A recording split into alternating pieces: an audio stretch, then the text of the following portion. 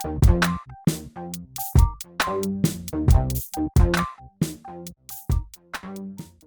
welcome to Architectural Snippets with Clayton Vance. Timeless homes, subscribe. So what we're going to talk about today is one of my biggest pet peeves of construction methods today, and we're going to look at a historic example, another historic example, then the modern or present day contemporary example.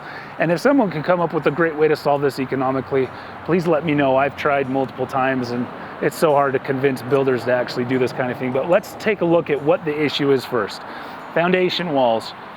This thing right here, where we have a material change from the actual building material of the walls to what would be the foundation wall behind this thing, is something called the water table. Water table directs the water away from the foundation of the house, directs water away from the walls, and that's what it was for. Oftentimes it'd be a little decorative cap or something. Most times they're built of stone. This is just what's called a parge layer of stucco. It's just stucco over either brick or stone, but it distinguishes it and gives it that visual weight of continuing to build out, just like the pyramids. As you have more load, it distributes itself and gets wider and wider. It doesn't get thinner and thinner, but that's how we build today.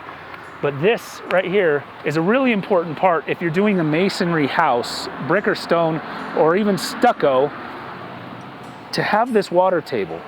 Otherwise, that's one of the reasons why houses look cheap today, is because we don't do that. So let's go over here and I'll show you why. Okay, so let's look at this.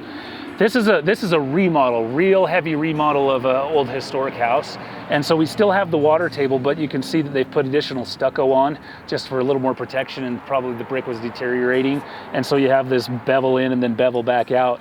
And it's like, but you can still see that the original water table was there. But as we go around this way, we'll see what happened to the addition and how things are different.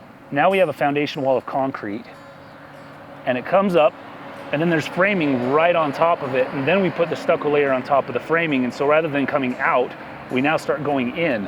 And if this was brick, and I know you've seen it before because it's probably on your house, we have an angle iron right here, and then brick that comes out 4 inches beyond this, which it just doesn't visually look right.